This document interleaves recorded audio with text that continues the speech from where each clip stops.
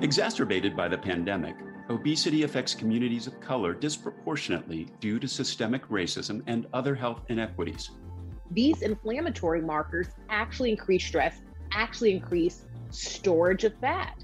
So if we don't address racism, which is commonplace and we see play out every day as our young Black girls and boys are being killed just for living and being, then we're not going to be able to tackle obesity in the way we need to do to decrease the disparities that we see, particularly amongst individuals that are from the Black community. Now, we know that there's also disproportionate, so that we see issues within communities of color as a whole. That's Dr. Fatima Cody Stanford, Director of the Nutrition Obesity Research Center at Harvard, Massachusetts General Hospital. On this episode of Moving Medicine, Sharia Thompson, Principal and Founder of the IRIS Collaborative, is joined by Tammy Boyd, Chief Policy Officer and Counsel at the Black Women's Health Imperative, Joe Nedglowski, President and CEO of the Obesity Action Coalition, and Nikki Massey, Board Member of the Obesity Action Coalition, for a discussion on obesity in communities of color. I'm your host, Todd Unger, Chief Experience Officer at the American Medical Association. Here's Sharia Thompson. And I'm excited to be joined by this esteemed group of panelists to actually unpack more about how obesity in communities of color and a closer look in addressing those existing disparities can actually advance equity. We are looking forward to getting started, and I'm going to just quickly tell you who we're joined by today, and then we're going to actually allow each of them to tell us a bit more about how they're working to end disparities in communities of color. I'm Sharia Thompson. I'm the principal and founder of the IRIS Collaborative. We're also today joined by Tammy Boyd, who is the Chief Policy Officer and Counsel at the Black Women's Health Imperative. We also have Dr. Fatima Cody Stanford, who is the Director of the Nutrition Obesity Research Center at Harvard, Massachusetts General Hospital, Harvard Medical School, and she's also a fellow 40 under 40. And we also have Joe Nedglowski, who is the President and CEO of the Obesity Action Coalition. And we will be joined, Nikki has been able to join us as well, who is going to bring that patient perspective. And she is the chair of the Obesity Action Coalition Inclusivity, and Diversity Committee. And she and Joe work together doing the incredible work, bringing the patient voice to this work. So we're going to go ahead and get started and hear from each of you. So Dr. Fatima, if you'd like to start, we'd love to hear a little bit more about how you're bringing the provider voice, the physician voice into the work that you do and the role you play in addressing obesity disparities. Dr. Fatima? Absolutely. Well, thanks so much for having me this morning. As was stated, I'm an obesity medicine physician scientist here at Mass General Hospital and at Harvard Medical School. And I'm really keen, and what brought me to this work actually in obesity was the disproportionate impact that we see on communities of color, but particularly amongst Black women.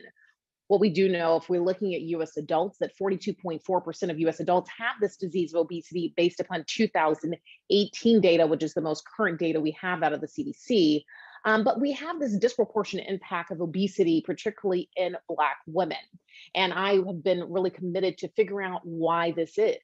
People presume it's just because we have things that we choose to do, that it's our fault. Like, oh, maybe we don't want to get our hair wet and, we want to do our hair to look great, which is something that, for example, Regina Benjamin brought up in her role as Surgeon General, if you recall. And that is indeed definitely one thing. But is that really the end all be all for why women, maybe that Black women are less active? I would say not necessarily.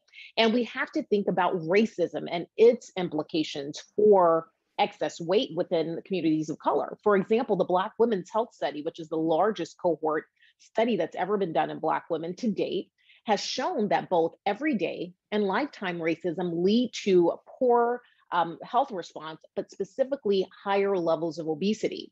And what we think is associated with that racism is increased stress, which leads to increased inflammation and deposition of what we call adipose. Adipose tissue is fat tissue, but particularly in the area we don't want it, which is in our midsection, which of course leads to other chronic diseases like diabetes, fatty liver disease, for example. I have been working to really delve into this higher prevalence of obesity within Black women. What we do know is about 60% of Black women have obesity. About 20% have overweight, which means that we have 80% of Black women that have overweight and obesity. And these numbers are pronounced, and I think it's the issue that we are not dealing with. We've seen this rise to the level of significant importance as we've seen this COVID obesity connection. We have this chronic inflammatory condition of the obesity interacting negatively with this acute inflammatory process of COVID-19. And that is what's contributing to this greater risk of both sickness, need for ventilator use, and unfortunately dying from COVID-19. And the reality is that this is indeed hitting our families. When I think about my family itself, my parents have lost 16 of their friends to COVID-19. 16, I cannot put those fingers up to show you. My best friend lost her father to COVID. One of my mentees, one of the top 40 under 40 that's looking today, lost both parents to COVID-19 3 weeks apart, one on Easter Sunday last year, and then one 3 Sundays later. This has affected us, and it's affecting us regardless of our socioeconomic status. We know that obesity is playing a role, and we really need to hone in.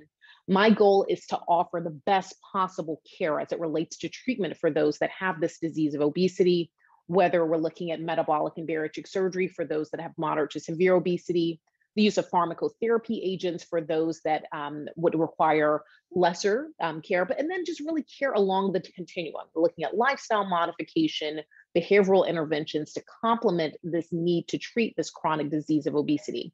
And so I'll stop there so I can lend the mic to my fellow panelist here, but this is really the work that I'm doing along with the research efforts I'm doing to really begin to understand why we see this higher prevalence of obesity and how we can tackle it and address it within the Black community particularly.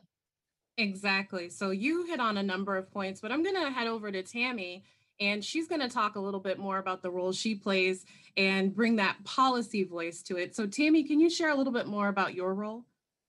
Yes, absolutely. So I'm Tammy Boyd. As mentioned, I am the Chief Policy Officer and Counsel for the Black Women's Health Imperative. And Black Women's Health Imperative is a national nonprofit organization dedicated to advancing health equity and social justice for Black women, really across the lifespan, through policy, advocacy, education, research, and leadership development. And the organization, BWHI, we really identify the most pressing health issues that affect the nation's 22 million Black women and girls. And so for us, what we bring to the conversation is that obviously we are very concerned about obesity and how it impacts, as we've heard from Dr. Stanford, how it disproportionately impacts communities of color, and for us specifically, Black women. So we are concerned with just the overall continuum of care for obesity, from the eating healthy food and physical movement, which we have a Change Your Lifestyle program, behavior modification, obesity modification, surgical procedures, and just maintaining mental health. So we are very interested in what we bring to the work is the overall continuum of care for obesity. Thank you, Tammy. Black Women's Health Imperative and your work has certainly been a leader in this space and presented a number of conversations of a positive patient-focused lens. So I really appreciate that. And with that in mind, we're going to head to kind of the patient advocacy part of today's panelist and hear from Joe, and then we'll hear from Nikki. So Joe, if you can tell us a little bit more about your role, and also if you'd like to highlight how you and Nikki work together to bring that patient lens. Sure. Thanks again for having me today. I really appreciate the opportunity to be here. And so I run the Obesity Action Coalition, which is the patient advocacy organization in the obesity space. We're actually an organization of people who live with obesity, who are working together to support each other. And we spend much of our time, and I won't belabor this because I'll let Nikki have a chance to talk about it as well. We spend much of our time trying to reduce the stigma around obesity, meaning, let's make it okay to talk about obesity. Let's make it okay to ask for help to address your obesity. And then, of course, because we're asking people to make it okay for them to ask for help, we spend a lot of time on policy efforts to make sure that if you want help, you have access to it. And Dr. Stanford did a great job talking about what the continuum of care would be in her opening remarks, but I spend much of my time doing that. And do it through a broader coalition. It's just not OAC as the patient. So I also co-chair a group called the Obesity Care Advocacy Network, which really is focusing on how do we change the perception and approaches to address obesity. And the cool thing about OCAN is it's such a broad coalition. In fact, Tammy sits on that, Dr. Stanford sits on that, and others at OAC and the other groups involved sit in that as well. to be able to kind of take this broader approach to addressing obesity, because it won't just be the patient advocates. It's going to be a combination of all of us that have to work together. And it's just not obesity groups, right? It has to be those that live in the associated conditions, who are working on specialty care groups like the Black Women's Health Imperative, others that participate, to be able to change the world. So thanks again for having me today. Thank you, Joe. So Nikki, we're going to hear from you. And I just am so grateful that you're able to join us today, because you've got such an excellent perspective and you share your story with such grace. So can you tell us a little bit more about your role? So I serve on the National Board of the Obesity Action Coalition, and then I chair the Inclusivity and Diversity Task Force. And I started out with the OAC as just a person who herself is living with obesity and wanting to connect with others. When I found out about the mission of the OAC, I was very happy because, as Joe said, there's a lot of emphasis on making it okay to talk about obesity. I know that in my life, it is a family affair. My mom was affected by obesity. My dad still is affected by obesity. My children, cousins, aunts, uncles. And so, building sort of this culture of talking about it, not as, a negative trait of a person and as a health problem. It was really, really important to me to build that culture. But then when we started talking about inclusivity and diversity, just sort of making sure that we, number one, are being inclusive in our imagery.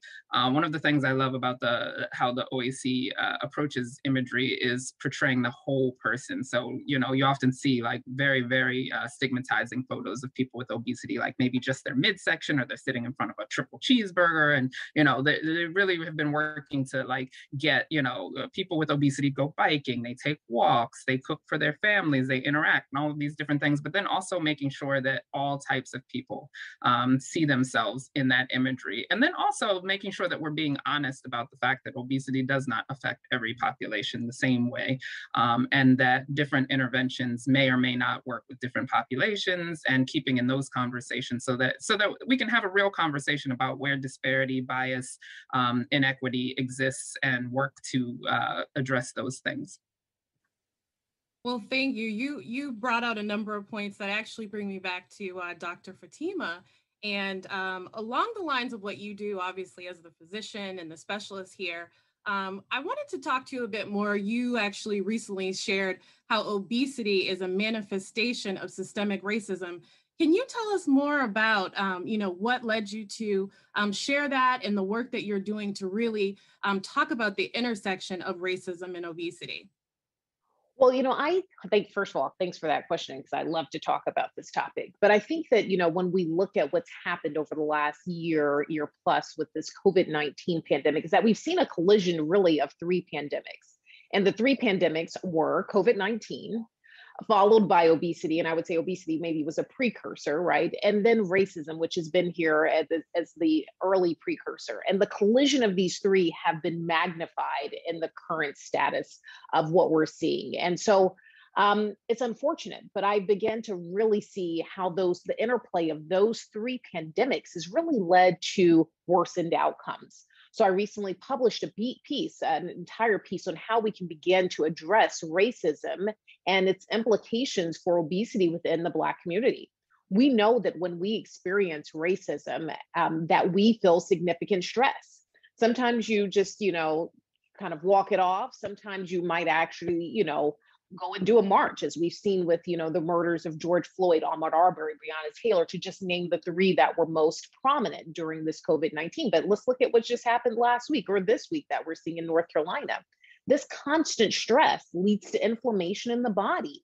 We see elevated levels of IL-1, IL-6, TNF-alpha, MCP-1, tumor necrosis factor alpha. You don't have to remember all those things, but these inflammatory markers actually increase stress, actually increase storage of fat. So if we don't address racism, which is commonplace and we see play out every day as our young Black girls and boys are being killed just for living and being, then we're not going to be able to tackle obesity in the way we need to do to decrease the disparities that we see, particularly amongst individuals that are from the Black community. Now, we know that there's also disproportionate, so that we see issues within communities of color as a whole. Within the Hispanic community or the Latinx community, we see high rates of obesity. Within the Native American community, we're also seeing it. And so we do have this interplay of potential disenfranchised groups experiencing stressors that lead to an increase in obesity.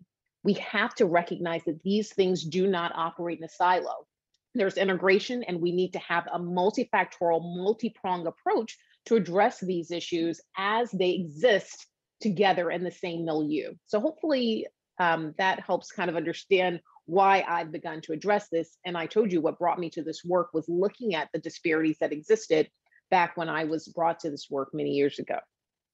No, that was excellent. And you spoke to many of those social determinants that, many of us are aware of. And I'd love later on, we're going to get more into those best practices and those frameworks because we're not here to admire the problem. We really want to make sure that people can leave today knowing how to connect with each of you to actually advance the work in their own communities or look for tools to actually overcome some of the barriers that they're facing in their work as well. So I'm going to head over to Tammy and actually talk a little bit more about how policy can play a role in addressing obesity disparities. And then if you can share a little bit more on the current state of coverage for anti-obesity medications and how can we get better coverage? And I know that you're going to be able to give us some examples, Tammy, but if you can speak to the policy piece and let us know what's the current status with Medicare and Medicaid. Yes, and to the legislation or the policy that's on the Hill that we're currently supporting that addresses obesity. It's called TROA. It's the Treat and Reduce Obesity Act of 2021. It was recently introduced in March. And in the Senate and the House by Senators Tom Carper and Bill Cassidy and Congressman Ron Kind and Tom Reed and Raul Ruiz. And the bill aims to effectively treat and reduce obesity in older Americans by enhancing Medicare beneficiaries' access to healthcare providers that are best suited to provide intensive behavioral therapy, but then also, for us, most importantly, by providing access, allowing Medicare Part D to cover food and to cover FDA-approved obesity drugs. And really for us, it's really to help people of color living with obesity. We need to ensure that they have access to the full range of comprehensive obesity care, including lifestyle counseling and other medical interventions including FDA medications and surgery. So we are really working to help elevate obesity as a serious chronic disease affecting communities of color, particularly for Black women. And I don't know, Joe may have more to add here as well. But yes, we on Capitol Hill, there's an effort around the TROA Act of 2021. Thank you. That's excellent. Joe, would you like to weigh in? I know that you're partnering in advocacy. You can't do it alone. Yeah, no, I appreciate that. And I think Tammy did a great job talking about the Treat and Reduce Obesity Act. I think our goal, of course, is to make it so that if you see someone like Dr. Stanford and they want to help you with your obesity, that you have access to the treatment options that are out there, right? And there are evidence-based treatment options out there. And so it is very important that people have access. And you might ask us, well, Joe, why Medicare, right? I mean, is that directly affecting us? But I think everyone here, just to be very clear, is what Medicare does, everyone else follows, right? So if Medicare does it, then employers will start doing it. General insurance will do it. Medicaid and other assistance programs will do it as well. And so that's why we're spending so much time on that. And the reality is many of us do have some coverage. You might likely be able to be counseled by your physician and or maybe another healthcare specialist. You probably have access to bariatric surgery because for those that are most at need, but it is kind of that middle ground around anti-obesity medications and other therapies where it seems as if people are lacking treatment options. And so we spend a lot of time trying to get folks in the middle, right, to get that coverage for folks moving forward. And we see progress. I will just want to be very, very clear that we have seen progress. In fact, this week alone, I worked on a Medicaid bill in Minnesota that's looking around adding anti-obesity medications. Not done yet, but it's in progress, right? And so I think we're starting to see more and more of this coverage come across the country. So I do appeal to the audience members. If you're going to ask your provider and they say, hey, that's not covered, challenge them a little bit on it, right? It may not be covered, right? But coverage is getting better every day. Well, Joe, I was going to actually ask you, what is the call to action? And so it sounds like you've given one. But I want to pause. Is there anything else that you would say is the charge here, not just for people listening, but if you're a policymaker, if you're a physician, a community leader, churches, faith-based organizations, what role can everyone play in advancing this? And what would you say is that call to action? Right. Yeah. So that individual call to action to me is always my individual call to action is actually not to be afraid to ask for help for your obesity. Right. So I'm going to say that. I've said it several times now. I'll say it again. But that from a policy, a systemic wise, really we have to focus on making sure people have access to the continuum of care. And keep in mind, that is evidence-based prevention, right? How do we prevent obesity? How do we make sure that these programs are actually put in your community and actually designed appropriately to meet the needs of the community that's in place? We have to address all the social determinants of health. I can actually talk all I want about let's get insurance to cover these services. But if you don't have insurance in the first place, right, we haven't addressed that issue. And so we have to address those issues as well. And I really do think that we have to convince Congress to start by passing the Treat and Reduce Obesity Act. It's the start, right? We would then have comprehensive care under Medicare. And then I think we can push that down moving forward. When it comes to employers, faith-based groups, et cetera, I really would challenge you to take a look at your benefits. Take a look at what services you're offering. Many of you likely say, hey, we have a wellness program for our employees or our members, right, kind of thing. But is wellness enough, right? Remember, we heard those statistics from Dr. Stanford earlier, 80% of Black women are affected by overweight or obesity. We're beyond just prevention in that group, right? We may have to look at other interventions as well. So are you doing a good enough job? If you're saying that you want to do something about obesity, just giving everyone a key to the corporate gym likely isn't enough, right? We have to have these more comprehensive programs in place. And then finally, one last point here on faith-based organizations. I think you have such an important role in addressing health issues, right? And I think, COVID has set that back a little bit, right? Because we're all going to church virtual and doing those things now. But also COVID proved that we have to focus more on chronic disease and specifically on obesity, right? Because of the consequences with it. And so as you're getting back together, as you're thinking of ways to be more creative and to support the health of your members, it's time to start thinking about obesity specifically and think about how we can do this again in an evidence-based way. Go to the folks like Dr. Stanford and others who are experts in this and actually find out this is not what you think might work. This is what the evidence says will work. And I think that's part of our challenge sometimes is a lot of people think they know what will work. And the reality is the evidence shows it doesn't, right? It's actually something different that works. And so just my challenge to the faith-based groups to think about that quite strongly but take an opportunity here, especially in light of COVID. Well, I see Nikki there kind of reacting to some of that, and we were going to kind of head to the patient perspective next. And Joe, thank you for highlighting some of those pieces. Nikki, I shared that I had a chance to learn a little bit about your patient journey, but I'd love for you to share it for those that might just be meeting you for the first time. So can you just share a little bit about your patient journey towards health and wellness? And what are the biggest barriers, in your opinion or in your expert experience, that patients have in accessing information, resources, and referrals to proper care? And then finally, why do you think it's important for patients to have access to obesity specialists like Dr. Cody? Sure. My journey toward better health and addressing my weight started back in 2008. I would say 2007 is when I really started working toward it. At my highest weight, I was about 350 pounds, and I had these two small children. I wanted to get healthier. I sought out bariatric surgery. I did get a little bit of the runaround from my insurance company. That's a whole other story. But finally, in the early part of 2008, I was able to have gastric bypass surgery. And that really sort of was a launching pad for, that's very much the first step to a bunch of changes in my life that have led to where I am now. As a result of that, of course, I started focusing in a lot more on my weight and my health.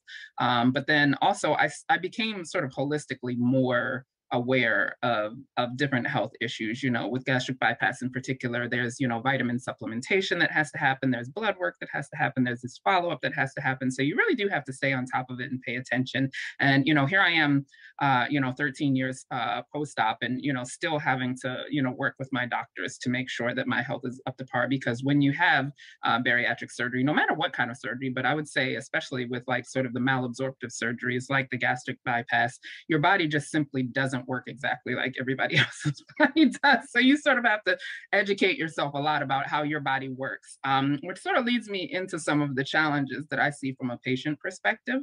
One of which being that, for the average patient, when you think of where healthcare can live or die, can advance or, stop dead in its tracks, it really is, in my opinion, at the primary care physician level. Most people will go see their doctor if they have some sort of problem. But primary care physicians inherently, I mean, I and Dr. Stanford could probably speak on this, I don't think that they are automatically have any sort of specialized training in obesity, even though obesity is such a widespread issue in the medical community. A lot of them certainly don't have a lot of experience with bariatric patients and malabsorptive bariatric patients. So that's led to like a lot of adventures on my part, but then also, folks who follow me on social media, I hear a lot of those sorts of things because you have to sort of navigate that structure. So if you think about the person who is just coming in for the first time, they know that they need to address their weight, they know that they have health problems and things like that, and you meet your primary care physician, a lot of how that proceeds is predicated on sort of the philosophy, I guess, of your primary care physician. They can either choose to open a lot of information up to you and say, hey, there are these obesity specialists, you can go to a dietitian, you can do this, you can do that. Or they could say, what my children's pediatrician said to me for years and years and years as I watched, them struggle with their weight as children is, oh, well, just eat half of your plate and go for a walk every day. And so it was so frustrating. And thank goodness they had me as a mother who I knew that there were things beyond that could be done. But for a lot of people, when you go to your primary care physician, there's like a power dynamic going on there. They are the doctor, they have the medical knowledge. They are telling you, sort of making a value judgment, like you're eating too much, you're not moving enough. They're not addressing the fact that there are all of these other reasons why you may struggle with your weight. And they're not telling you, what your resources are beyond what their specialization is. A lot of times people don't know whether they can or how to go directly to a specialist. And then one of my experiences that has marked so many points of my personal journey is the lack of sort of coordination. Like I eventually sort of got fed up with it all and moved all of my care into the same medical health system. So at least all of my records were digitized under the same medical health system. But it can be, my bariatric surgeon isn't inherently connected with my primary care physician, isn't inherently connected with my dietitian. None of these people are talking to each other. So it's my job to sort of go back and forth between these people. To manage my own care. And it's a lot. And when you think about all of the stressors that we've already talked about, especially that Black women face, constant stressors from the effects of systemic racism to, a lot of times being, the head of household in their household. Myself, I'm a single mom, so I've been raising 2 kids by myself. It's a lot to sort of expect all of what life expects. And then I have to be like sort of my own medical caseworker in a lot of instances. And I see that as a barrier because, like, honestly, in my opinion, if I could just go to the doctor and say, hey, I want to address my weight, and then have that practitioner come back to me and say, okay, let's have a real conversation about it. Let's talk about what we can do. Let's get you connected to some folks and sort of lead the journey from that point forward. That would just I feel like it would make the journey so much easier and would make it more likely for people to follow through that if they didn't have to figure out everything themselves. Medicine doesn't stand still, and at the AMA, neither do we. AMA members are physicians like you who are shaping the future of medicine. Become a member today and join the movement. Visit ama-assn.org/movingmedicine.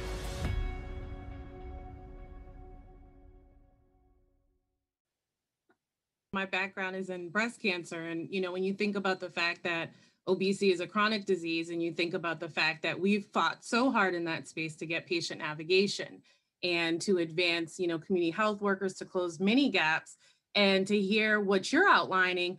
For me, I'm hearing, maybe that's the next advocacy piece. How are you working to close those gaps and make sure that you're not walking that path alone? Empowered people are certainly empowered patients, but I get it. And especially when you've got that mama bear factor, you're trying to provide yourself and your household as well. So thank you for really highlighting those real factors that we all face. So I'm going to actually head back to Dr. Fatima and Joe, and we wanted to have an opportunity to hear what progress you've made and what best practices or studies or research you can kind of speak to that people that are listening may want to look up. We talked about evidence-based practices. Is there anything you'd like to highlight in the past year? Absolutely. I published 39 peer-reviewed papers last year, so it was a busy year for me, but there are two that I really want to bring out. I hear Nikki talking about her experience, and I think about the physician piece of the puzzle. Where are we failing our patients? And we are failing them because we have not been educated about the disease of obesity. Now, not me, I did 3 years of fellowship in obesity, but let's talk about what people are receiving when they go to medical school, residency, and fellowship. So I published at the beginning of 2020 a paper that was published in the International Journal of Obesity, where I looked across the entire world to see what's being taught in medical schools, residencies, and fellowships surrounding obesity. And it's really a dismal state. No one is teaching obesity. That's really the answer to the question. And we can't highlight one country as being the exhibit for how we should be here in the United States. No one is doing a good job, despite the worldwide prevalence of obesity as the most prominent chronic disease in the entire world. So that's number one. Just within the last 2 weeks, in the Journal of the National Medical Association, I looked at all of the medical board examinations from pediatrics to internal medicine, family medicine, surgery, anesthesiology, to see what is being covered on the topic of obesity on medical board exams. Dismal state. Of the 24 American board exams, we were able to look at the content outlines for 23 of them, and obesity is minimally covered amongst all of them. What I can tell you as physicians is that we spend a lot of time studying as we study for the tests. We study for what's important. How do we pass the test? We pass the test based upon what they say is important. If obesity is not being covered on all of the board exams, it must not be important. We aren't learning it. And so what they tell you to do is turn to your doctor.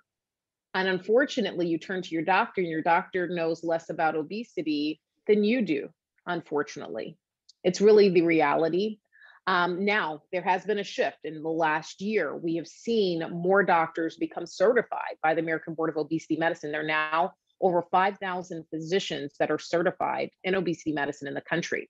If you're trying to figure out where do you go, you just go to the American Board of Obesity Medicine site, and you can actually search free of charge by zip code for doctors that are certified in your area. So that is a major shift, a major improvement. We had a little over 4,000 doctors last year. We've added an additional 1,000. So we are making some progress. We're talking in the order of over 100 million adults with obesity. Now, I just want to put that in context, 5,000, over 100 million. We still have a significant disconnect in terms of the needs. In terms of those of us that have actually done fellowship training in obesity medicine, only about 50 people in the country who've completed fellowships in obesity medicine. 50, 100 million adults. I mean, we have kids, I see children and adults. We still have a lot of work that needs to be done. But we do want your doctors to be a trusted source of information. We just need better education. And this needs to be a thrust, a focus point. I'm going to Tammy, if we're thinking about policy points, Joe, think about policy points. We need to put the pressures on medical schools, residency programs, fellowship programs, the board examinations to test this material, because people are going to come walking through the door and we're going to continue to say to them, eat less, exercise more, which is exactly what Nikki heard. Oh, if you just eat half of this. Is this really going to happen? I can tell you, I did my residency training in South Carolina. I'm in Boston now. I'm from Atlanta. I sound like a news reporter. Nobody ever can pick up where I'm from. But when I was in South Carolina, seeing young boys that were 15 years old with body mass index, and just a note to the audience, anything above 40 is considered severe, but you're seeing people with body mass index of 65. And my note to them, based upon what I was taught, oh, well, can you just drink skim milk and maybe you can do a little bit more exercise? They're carrying 250 pounds in excess. And we're thinking a change to skim milk and a little bit more exercise is going to bring down in any substantial way that degree of excess weight. That is deplorable. And I really am frustrated with the medical community as a whole. I would lose my medical license if I were to treat diabetes in that same way. Someone came in with uncontrolled diabetes and I tell them, you know what, if you could just eat a little less sugar, and just move a bit more, and then come back and see me. They end up in the hospital with severe diabetes and may die from that. Similarly, you can die from your obesity. We know it increases morbidity and mortality, but it's perfectly fine for me just to say what Nikki was hearing from her doctors about what she should do for her children, her daughters that were born into this family where obesity was commonplace. And I would be remiss if I did not say this before I turn it over to you, Joe, is that weight is more heritable than height. And I always want to make sure that we get that across. Weight is more heritable than height, which means that if we have families in which there is obesity, the likelihood that your children will have obesity because of that genetic and epigenetic function is on the order of 50 to 85% likelihood. That's a higher contribution to who you are than if your parents are tall. Like if your dad was Shaq, for example, there's a high likelihood you'll be tall, although his wife was short, so maybe not, but the whole point is that we see tall parents and we presume tall children. When we see parents that have obesity, unfortunately, the children and or the grandchildren, and I'm taking care of some families here at the Weight Center where I'm taking care of great-grandparents, grandparents, parents, and children, 4 generations. And you see that continuum along that line, and particularly in communities of color. So that's a lot that's happened in the last year. We could keep going on and on. Please read those pieces that I've published on obesity and systemic racism in the Journal of General Internal Medicine, other pieces that really allude to that, like we talked about in terms of the education realm. My goal is to change the narrative, and I think we can do it, but it's going to take all hands on deck, and we in the medical community need to step it up because we're failing our patients. We're not doing a good job. Well, thank you for your candor.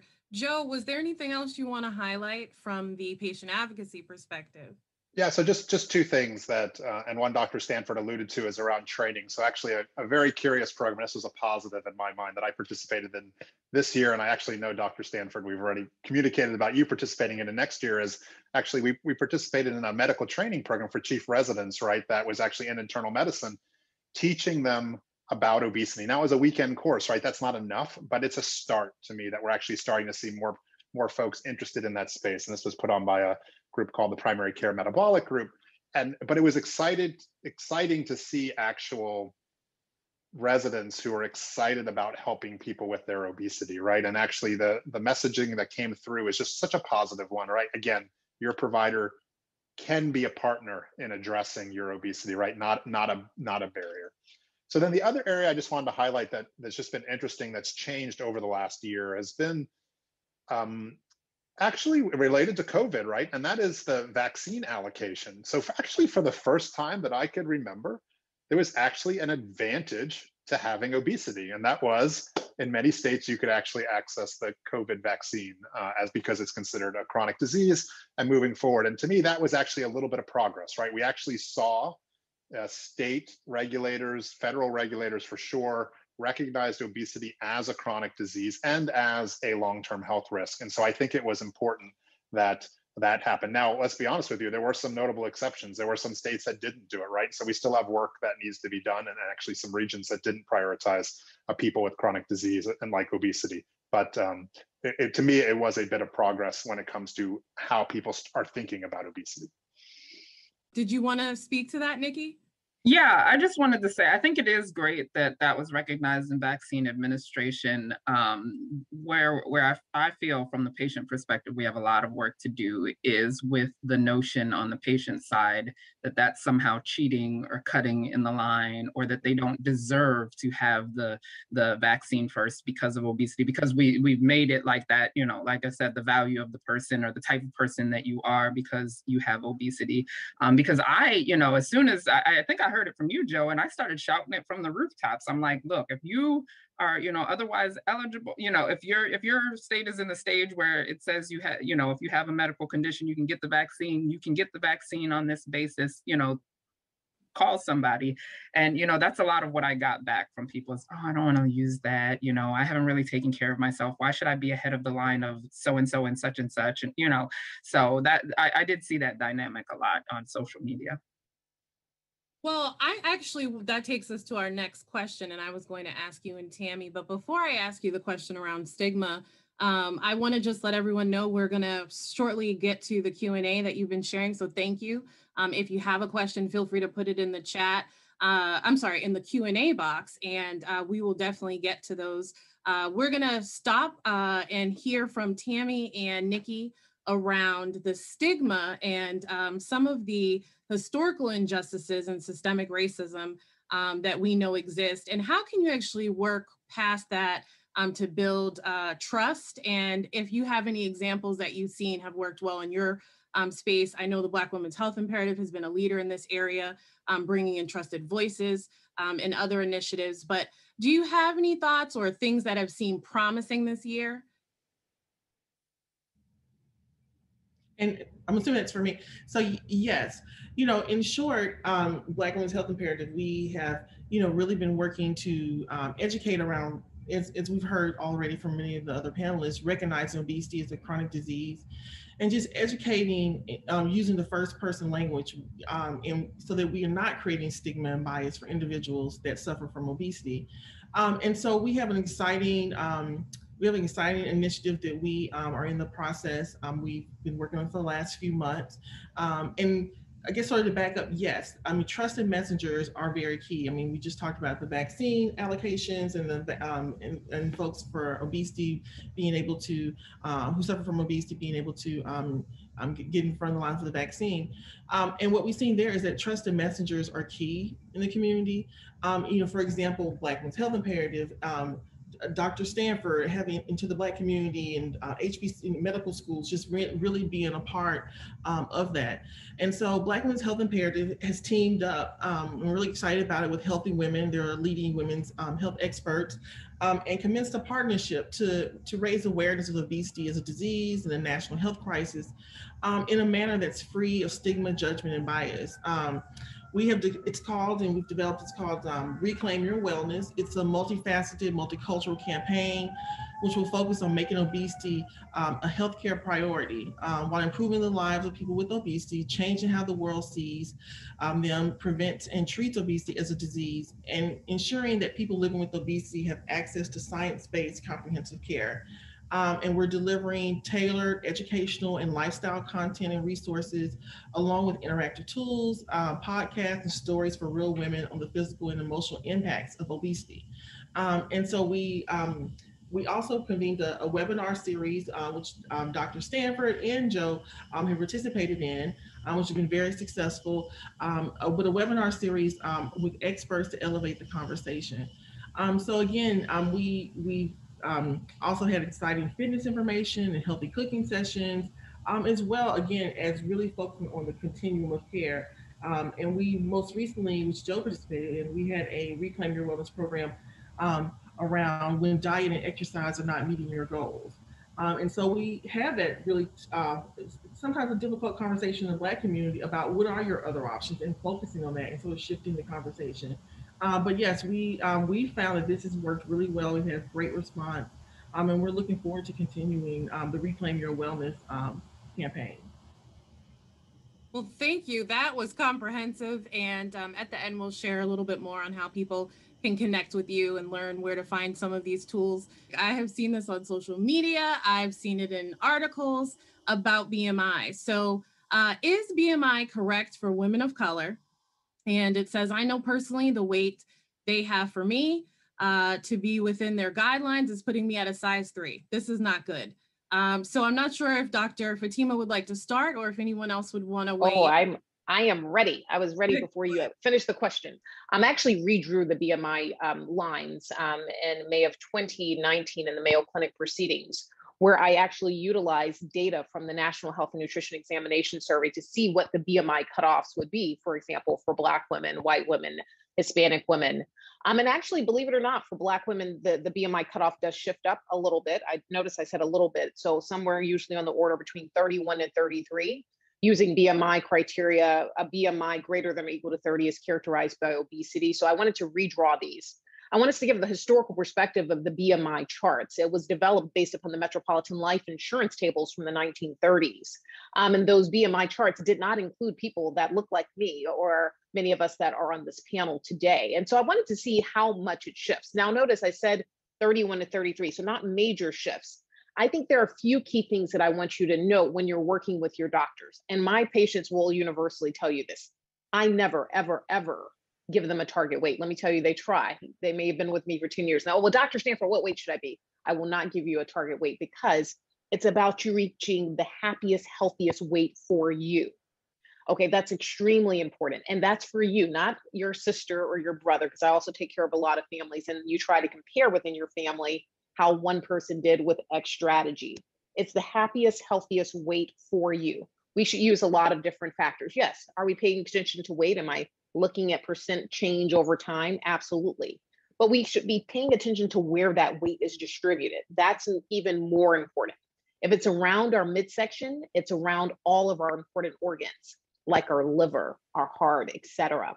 So we want to pay more attention. I will give you a target waist circumference. And in terms of measuring, you want to measure at the umbilicus or the belly button. Umbilicus sounds really smart, right? But at your belly button, take measure around the circumference. And we do have target waist circumference for women, 35 inches or less, for men, 40 inches or less. Let's combine that with looking at something like weight status. BMI is a good population-wide measure, but like you said, doesn't completely take into account the differences in the nuances. What we do know about Black women and Black men even is that we carry more subcutaneous adipose tissue, more stored in the hip, buttock, and thigh region. So there is an actual genetic difference that we see when we look at studies that start in children and adolescents and go into adulthood, differences where fat is positioned. So it's not just that number on the scale. Please don't go by a target number that you need to get to fit into some box. It's about getting to the happiest, healthiest weight for you. So hopefully that gives you my thoughts on BMI and not being the end all be all for how we evaluate patients in terms of overweight and obesity. I think the only thing I'll add, and I agree with everything that Dr. Stanford said, but something that I like to reinforce to folks is that it is your healthcare provider's job to diagnose you with obesity. Okay, just because we have BMI charts, I do not believe people should be self-diagnosing themselves with obesity, right? Let your healthcare provider do that. The definition of obesity is having extra adiposity or body fat that harms your health, right? You need your healthcare provider as part of that conversation. So just a warning. I think a lot of people have the tendency to look at that and they diagnose themselves and then they don't go ask for that help again. I think you have to engage your healthcare provider about that topic. Excellent. Nikki, were you wanting to weigh in as well? Yeah, I just wanted to weigh in because a part of that question was something about if I was the correct BMI according to the scale, I'd be a size 3, and that's not good. And that's also something that, obviously this is not scientific. This is just anecdotal, but I speak to lots and lots and lots and lots and lots of folks like myself every single day. And one trend that I have tended to notice is that, and this was even a trend with me when I think back to before I had weight loss surgery, is that I didn't have the same desires and expectations as I've seen a lot of particularly white women express in losing weight. Like when I speak to white women who have had weight loss surgery, you tend to hear that they want to be like a size 2 or size 4 or whatever. I think the lowest size going in, and this is something I actively ask people in my Facebook group, there's a couple thousand people in there, like, what do you want? What do you want to expect to happen as a result of your weight loss surgery? I think the lowest size, like clothing size, I hear like Black women tend to say is maybe a size 12. So, and then what I also see on the other end is when we're losing weight after weight loss surgery, we start to really freak out that we're going to get too small. And some women like deal with that with their doctors. Some women deal with that by like trying to slow down the weight loss ourselves by whatever means we know how to do that. But to me, all of that says, and it sort of agrees with my cultural experience, that weight was not presented to me as quite the same thing as in mainstream media. I was never expected to look like a Barbie doll. I was never, my mom very much railed against that sort of imagery. But also, in my community, women with the big hips, the big, backside, the full, the ample chest. These women were celebrated and lifted up, and this is really beautiful. So it's like, as a result of that, I feel like a lot of Black women don't have that same, if you talk about, that's why I'm a big advocate of talking about the health aspect of it, because, you may not want to get down to a size 3, but there may be a size for you where it's the tipping point for your diabetes or your blood pressure or whatever. And like Dr. Stanford said, that, whatever healthy weight for you, even if it maybe is a little smaller than what you originally went in wanting to be. Thank you. This is amazing. I love having that intersection of voices because we are going to have different perspectives. And this question actually probably will have the same level of different perspectives, but it's about obesity being a challenge. And it says, unless we address mental health trauma that Black women face, eating is often a drug of choice, regardless of the socioeconomic and educational status of many of our women. Have the panelists focus on mental health as a key driver of obesity in our community? So I'll open this up and see if anyone wants to weigh in on this. Yeah, no, I want to jump in because that's just what I do. All of you that know me on this panel know me well, and that's what I do. But when we address comprehensive treatment to obesity in a tertiary level care center, our center involves the following in your initial workup. Every single patient that we see over the age of 10 meets with an obesity medicine physician like myself, a psychologist that's specifically trained in obesity, and a dietitian. And we make up your initial team. Each of those visits are an hour in length. To delve into each of those components. So really addressing the question of mental health concerns, often mental health is a huge component, but it's not just the mental health in terms of the trauma or racism that people experience. It may be even the drivers of some of the medications that we as docs prescribe, leading to significant weight gain. We know that several of the medications that are used to treat mood disorders, that are used to treat antipsychotic drugs, can cause significant amount of weight gain. I've seen upwards of 80 to 100 pounds from medications prescribed alone for mental health conditions cause that degree of weight gain. I have a little anecdote when I think about my hairstylist here in Boston, and I went in to see her, and they kind of have you captive while they're doing your hair. And she was talking to me about she had gained some weight. And so she was like, yeah, I started on this new medication. She had started a drug called mirtazapine. And I was like, well, why did they start that one for you? And she was like, for my depression. I was like, yeah, but that one is likely to cause weight gain. I said, I wrote down on a sheet of paper for her to go to her doctor and have a shift to another drug called bupropion. And when I came back to the hair salon, she had lost 18 pounds. Now, I really think my hair should have been, I should have gotten it done for free. Don't you guys think? Because that was free advice. But, it shows you how we really need to think about all aspects of the mental health of a patient, including the medications that we may be prescribing, which are contributing to it, excess weight. So I have a lot to say there. I'm going to stop so that my other co-panelists can speak, but we do need to be addressing that issue, and it is important to do so. And we believe with every single patient, whether you're a pediatric or adult patient. Is there a space to integrate several facets of medicine? So the intersection, again, of primary care physicians, therapists, nutritionists, fitness professionals, et cetera, to build a comprehensive resource network for patients. So I'm not sure if there's some examples or evidence-based examples that you can speak to, but I'm not sure, Dr. Cody, if this, Fatima Cody of Stanford, if this will be back to you, or if Joe, you have an example that you'd like to highlight as well.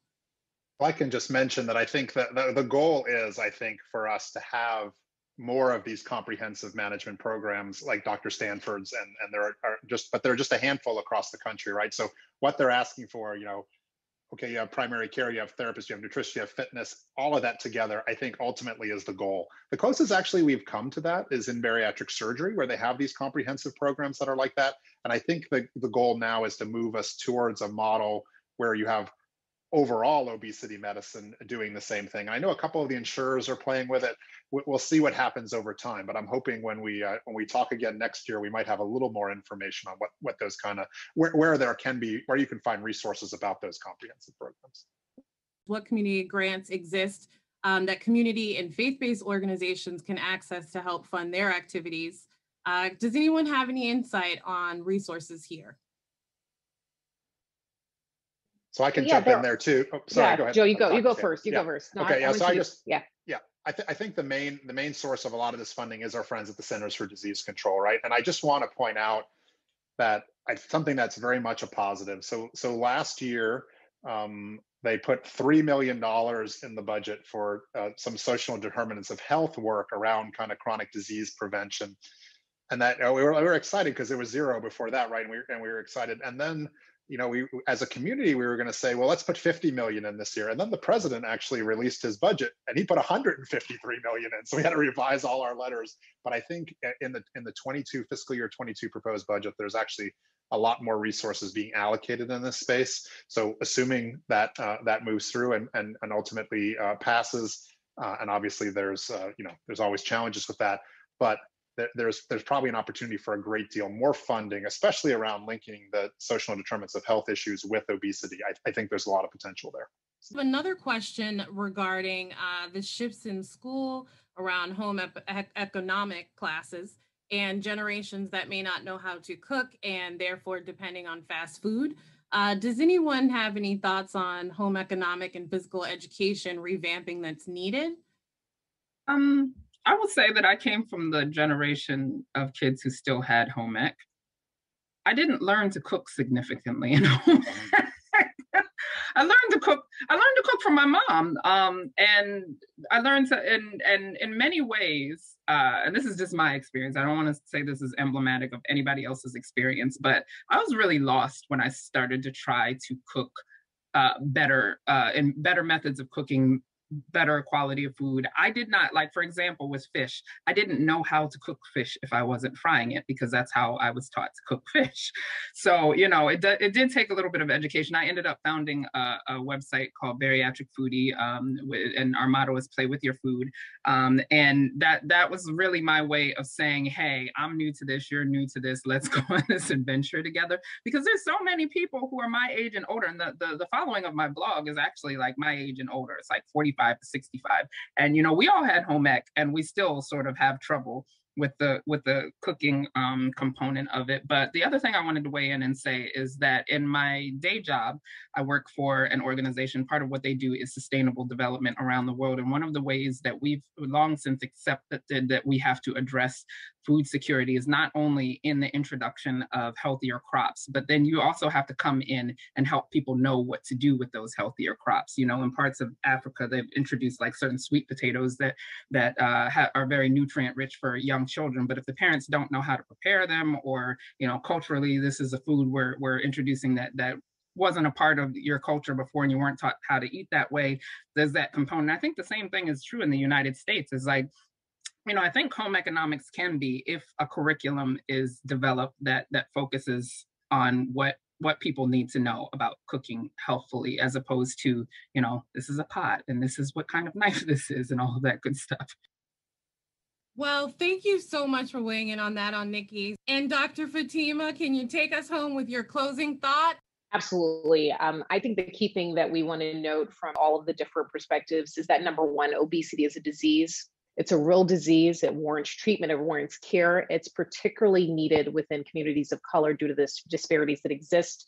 I'm committed to this work on all fronts, from the research to the policy to the advocacy, working with OAC, working with Tammy with Black Women's Health Imperative, having my girl, Nikki, work through what it's like to be a patient having overweight and obesity. And I think we need to hear all of these voices. Well, thank you for everyone for joining us. You brought so much richness to the conversation, and we look forward to advancing this goal to end obesity disparities. Be well.